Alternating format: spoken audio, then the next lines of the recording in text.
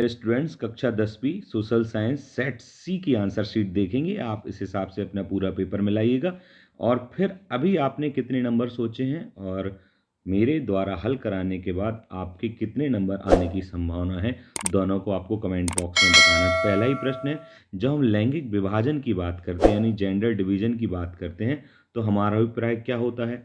तो स्त्री पुरुष का बीच जैविक अंतर नहीं, और तो फिर समाज द्वारा स्त्री पुरुष को दी गई असमान भूमिकाएं, या फिर बालक बालिका की संख्या का असमान अनुपात। वैसे इसका आंसर बा है, असमान भूमिकाएं हैं स्त्री और पुरुष के बीच में। तो आप पहले का आंसर बा देख के चलें, आपने जो भी लगाया हो वो गलत हो जाएगा। इसके बाद ऋण यानी जो आप लोन लेते हैं उसका औपचारिक स्रोत क्या है क्रेडिट का? तो उसका ऋण का औपचारिक स्रोत जो है वो नियोक्ता नहीं, ये सब अनौपचारिक है, मित्र और रिश्तेदार, इसमें सहकारी समितियां बैंक से है ये। तो ये इसका सा आंसर हो जाएगा। फिर हम चलेंगे क्वेश्चन नंबर 3, गन्ना उत्पादन में भारत का विश्व में कौन सा स्थान है? तो गन्ना उत्पादन में भारत का दूसरा स्थान है ये। तो बा आपका आंसर, पहला स्थान है ब्राजील, दूसरा भारत और तीसरा चीन फिर थाईलैंड आदि आ जाते हैं, तो आपको दूसरा आंसर लगाना है। हाँ, आगे चलकर ऐसा माना जा रहा है कि गन्ना पहले स्थान भारत में ही उत्पन्न होगा, पर अभी आपको आंसर लगाना है बा। अगला प्रश्न देखते हैं, ग्रिम बंधुओं का जन्म हुआ था। अभी ग्रिम बंधु कौन? एक्चुअली दो भाई थे ग्रिम बंधु, और इनका जन्म हुआ था यहाँ पहले ही जर्मनी में, जो जर्मन एकेडमीज थी वहाँ पर ही। तो ये ग्रिम बंधुओं में आपको ध्यान रखना है, ग्रिम जैकब ग्रिम थे और विलियम ग्रिम थे, ये दोनों भाई थे। ठीक है, इसके बाद देखते हैं, ये प्रोफेसर बने थे बाद में यूनिवर्सिटी में। हिंदुस्तान सोशलिस्ट रिपब्लिकन आर्मी की स्थापना की गई थी। आपने राम प्रसाद बिस्मिल या चंद्रशेखर आज़ाद का नाम सुना होगा, ये उसी पार्टी से संबंधित हैं। ठीक है, तो इसकी स्थापना कब हुई थी? इसकी हुई थी स्थापना 1928 में। और जैसे वो राजगुरु भगत सिंह आदि जो नाम सुनते हैं ना, राम प्रसाद बिस्मिल, वो इसी से संबंधित थे। इसको कई बार HRA नॉर्मल HSRA या आर्मी की जगह पार्टी का भी नाम आता है। अब अगला प्रश्न है, छापाखाना प्रगति। ये छापाखाना प्रगति से मतलब है प्रिंटिंग प्रेस का आ जाना का सबसे ताकतवर, छापाखाना प्रगति का सबसे ताकतवर औजार है, यानी प्रगति का, प्रोग्रेस करने का सबसे ताकतवर औजार छापाखाना है, और इससे बन रही जनमत की आंधी निरंकुश बात उखड़ जाएगा। यानी इसके कारण से जो निरंकुशता फैली है वो उखड़ जाएगी। ये किसने कहा था? तो ये एक राइटर थे जिन्होंने एक नोवेल लिखा हुआ था 18th सेंचुरी में, वो हैं लुईस मर्सियर। इनका पूरा नाम है लुईस सेबेस्टियन मर्सियर। फ्रेंच में इन्होंने वो नोवेल लिखा था और प्रसिद्ध भी हो गए थे। इसके बाद देखते हैं प्रश्न नंबर 5, ये 5 हो गए, 6 हो गए ये। अब रिक्त स्थान को हमको भरना है। पहला, उदारवादी राजनीतिज्ञ खालिस्तान फ्रैंकफर्ट संसद के एक निर्वाचित सदस्य थे। तो फ्रैंकफर्ट संसद है ये, और उसके निर्वाचित सदस्य उदारवादी जो सांसद थे वो कौन थे? तो इसमें आपको नाम याद करना पड़ेगा, कार्ल थियोडोर वेलकर। और ये एक्चुअल में लॉ के प्रोफेसर थे, पॉलिटिशियन बन गए, फिर जर्नलिस्ट भी बने हैं ये। क्या नाम है इसका? CARL, कार्ल, THEODOR, डोर, और बेलकर WELCKER, बेलकर। इसके बाद देखते हैं खालिस्तान पर सामाजिक विभाजन सिर्फ भारत में। आप देखेंगे पूरी वर्ल्ड की जो भी कंट्रीज हैं उनमें जाति के आधार पर जो विभाजन है वो केवल भारत में है, बाकी अन्य जगह जाति के आधार पर नहीं है। अमेरिका में जैसे रंग के आधार पर है, काले गोरे का। अगला चलते हैं प्रश्न नंबर 3 पे, लोकतांत्रिक व्यवस्था राजनीतिक खालिस्तान पर आधारित होती है। तो लोकतांत्रिक व्यवस्था जो होती है वो राजनीतिक समानता पर, यहाँ पर कोई भी चुनाव लड़ सकता है तो यहाँ पर समानता। भूमिगत जल जो है वो खालिस्तान संसाधन का उदाहरण है, तो प्राकृतिक नेचुरल संसाधन का उदाहरण है। अंतर्राष्ट्रीय स्तर पर संधारण संरक्षण की वकालत खालिस्तान में क्लब ऑफ रेम ने की थी। अब तो यहाँ सीधा सन पूछ लिया, थोड़ा कठिन हो गया। याद रखने वाली बात है, 1968 की बात है। ये क्लब और रोम था जो एक व्यापारियों से संबंधित है। तो क्लब ऑफ रोम ने जो अंतर्राष्ट्रीय स्तर पर संसाधन संरक्षण की बात की थी, जो हमारे नेचुरल संसाधन उनके संरक्षण की बात क्लब ऑफ रोम ने की थी। इसका व्यापार से संबंध नहीं है, सॉरी। इसके बाद क्वेश्चन नंबर 4 पे चलते हैं, जहां आपकी सॉरी 6, भारतीय तथा विदेशी फिल्मों को प्रमाणित करने का अधिकार होता है। अब ये होता है सेंसर बोर्ड, नॉर्मली जिसे बोल देते हैं, पर इसका सही नाम है, जब भी आपने मूवी देखी होगी तो उसमें लिखा आता है, एक सर्टिफिकेट दिखता है और सर्टिफिकेट के ऊपर लिखा होता है केंद्रीय फिल्म प्रमाणन बोर्ड। यानी ये एक बोर्ड है, यानी बहुत सारे सरकार द्वारा कुछ लोगों का एक ग्रुप बना दिया जाता है। जब भी कहीं भी पर्दे पर कोई मूवी रिलीज होती है तो सबसे पहले ये देखते हैं, इनको लगता है कोई गड़बड़ तो नहीं किया है, अगर गड़बड़ किया तो सीन को हटा दो और ठीक है तो चला दो, ऐसा रहता है।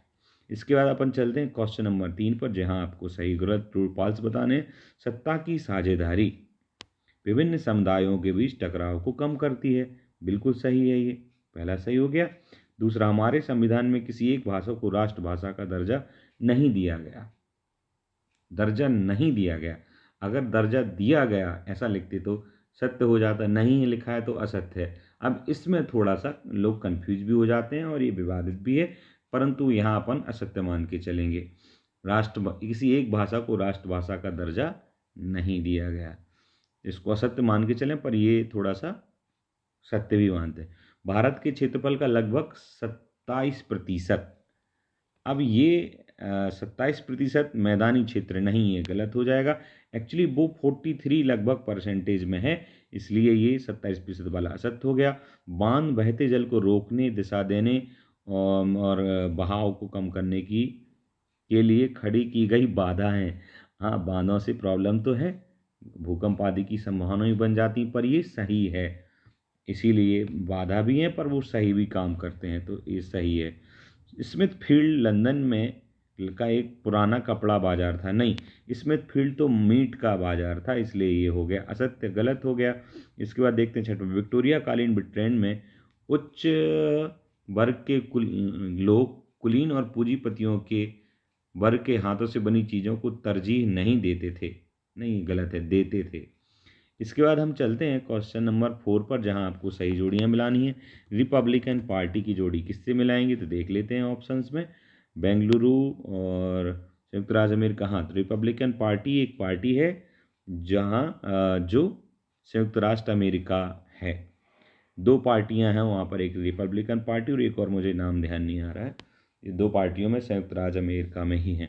प्राथमिक क्षेत्र में क्या क्या आते हैं, फर्स्ट में तो प्राथमिक क्षेत्र में कृषि, खनन, डेयरी और मत्स्य ये आते हैं।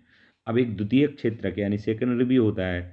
सेकेंडरी क्षेत्र में जैसे साबुन, तेल जहाँ बनते हैं, गुड्स जो रोज की उपयोग की वस्तुएं जहाँ बनती हैं वो द्वितीयक क्षेत्रक में आती हैं। अब चूंकि इनने तृतीयक क्षेत्रक पूछा है तो तृतीयक क्षेत्रक में ट्रांसपोर्ट यानी परिवहन, भंडारण और संचार जो वेयर हाउस वगैरह बनते हैं ये सारा तृतीयक क्षेत्रक में आते हैं। संयुक्त वन प्रबंधन ये उड़ीसा से शुरू हुआ था, उड़ीसा ऑप्शन है, ये देख लेंगे। इलेक्ट्रॉनिक राजधानी बहुत बड़ा प्रसिद्ध है, सिलिकॉन वैली, ये बेंगलुरु है, ये बिल्कुल है ना। इसके बाद बेंगलुरु अब कहाँ का है राजधानी है, आपको पता हो तो कमेंट में ज़रूर बताओ। अगला लेबर पार्टी, अब जो ऑप्शन बचेगा वो आप लेबर पार्टी बना दीजिए ब्रिटेन में, ब्रिटेन की बहुत प्रसिद्ध लेबर पार्टी है ये, ठीक है। इसके बाद चलते हैं क्वेश्चन नंबर 5 पर, मानव विकास सूचकांक कौन सी संस्था जारी करती है। अब मानव विकास सूचकांक है जो, ये कौन सी संस्था, तो इसे नॉर्मली कह देते हैं इसको HWI, ह्यूमन डेवलपमेंट इंडेक्स को कौन जारी करता है, तो इसे एक्चुअली UNDP जारी करता है। तो आप शॉर्ट में ना लिख के पूरा ही नाम लिखें कि UNDP से मतलब है संयुक्त राष्ट्र विकास कार्यक्रम, है ना। इसके बाद प्रोग्राम, विश्व व्यापार संगठन का ध्येय क्या है, तो इसको ध्यान रखना है। विश्व व्यापार संगठन क्या है पहले तो ये समझना होगा। विश्व व्यापार संगठन जैसे अलग अलग देश हैं, चाइना, इंडिया, पाकिस्तान आदि, तो ये अलग अलग संसाधनों को बनाते हैं। अब जैसे भारत में किसी चीज़ की कमी है तो वो चाइना से खरीदता है, चाइना की किसी चीज़ की कमी तो भारत से खरीदता है। तो यही काम विश्व व्यापार संगठन का है कि विभिन्न देशों में व्यापार को बड़ा सरल और उदार बनाना। तो विभिन्न देशों की जगह हम शॉर्ट में क्या लिख सकते हैं, अंतर्राष्ट्रीय व्यापार का उदारीकरण। व्यापार संगठन का उद्देश्य क्या है, WTO का उद्देश्य है अंतर्राष्ट्रीय व्यापार का उदारीकरण। अंतर्राष्ट्रीय यानी विभिन्न देशों के बीच के व्यापार का जो है सरल कर देना, उदारीकरण कर देना, ठीक है। यहाँ व्यापार से संबंधित नियमों को जो और नियम हैं उनका व्यवस्थित की नियम बनाए जाते हैं और उनको फॉलो भी करवाया जाता है विभिन्न देशों के बीच। तो आप यही लिखिए कि अंतर्राष्ट्रीय व्यापार का उदारीकरण एवं विभिन्न देशों से संबंधित व्यापारों के नियमों को निर्धारण करना और उन्हें पालन करवाना। उपभोक्ता उद्योग से क्या तात्पर्य है? ये समझने लायक प्रश्न। उपभोक्ता उद्योग उद्योग से क्या मतलब है? तो उपभोक्ता मतलब हम, जैसे मैं कोई चीज़ खरीद रहा हूँ किसी दुकान से, तो मैं उस दुकान की वस्तु का उपभोक्ता हो गया। तो उपभोक्ता जो है उद्योग वस्तुओं और सेवाओं के उत्पादकों, निर्यातकों और आयातकों को अपना बिजनेस चलाने में मदद करने का उद्देश्य है। उपभोक्ता उद्योग समझ लेना। उपभोक्ता उद्योग यानी सबसे पहले कोई वस्तु बनी और वो बन के जिसने बनाई तो उसने सेवा दी, फिर उसने बना के कहीं दूसरी जगह भेजी और जहाँ भेजी उसने उसको रिसीव कर लिया। तो कितने लोग हो गए? एक तो बनाने वाला निर्माता, फिर एक निर्यातक, फिर आयातक। तो ये जो लेन देन सारी चीज़ें हैं ये उपभोक्ता उद्योग से ही संबंधित हैं, है ना? तो मतलब इसका संबंध क्या? उपभोक्ता उद्योग वस्तु या जो भी चीज़ बनी तो वस्तु ही कहेंगे। उपभोक्ता उद्योग वस्तुओं और सेवाओं के उत्पादकों, निर्यातकों और आयातकों को अपना बिजनेस चलाने में मदद करता है। ठीक है। इसका काम ये है कि किसी कंपनी ने कुछ बनाया और मुझे कुछ खरीदना है, तो वो मेरी और कंपनी दोनों की मदद करेगा कि कंपनी का बिक जाए और मेरा खरीदा जाए। ये उपभोक्ता उद्योग है। व्यापारी इसमें मूलतः आते हैं। भाई भोंसले कौन थे? ये प्रसिद्ध नाम है। तो भाई भोंसले क्या है? एक्चुअली महाराष्ट्र से संबंधित ये नाम है। तो भारतीय स्वतंत्रता संग्राम सेनानी और एक अच्छे समाजसेवी भी थे। केवल सेनानी न, एक समाज की सेवा भी करते थे। अब अगला प्रश्न पूछा, असम का लोकप्रिय जो गीत है ओ मोर अपुनर देश, ये किसने लिखा है? तो ये बड़ा ध्यान रखने वाला प्रश्न। नॉर्मली असम में आपको लग रहा होगा ऐसे नाम नहीं होते, पर नाम लक्ष्मीनाथ बोरुआ बोरुआ ये नाम है लेखक का। आज ओ मोर अपनर देश बहुत प्रसिद्ध गीत है ये। इसके बाद चलते हैं, बेल्जियम में सामुदायिक सरकार का चुनाव कौन करता है? तो सिंपल है, बेल्जियम सामुदायिक सरकार का चुनाव समूह द्वारा ही किया जाता है। तो आपको ग्रुप्स ही लिखना है। इसके बाद चूंकि वीडियो कितने मिनट, 12 मिनट का हो गया, तो बड़े क्वेश्चन के आंसर नेक्स्ट वीडियो में देखते हैं। तो आप सब्सक्राइब करें, तब तक के लिए नमस्कार।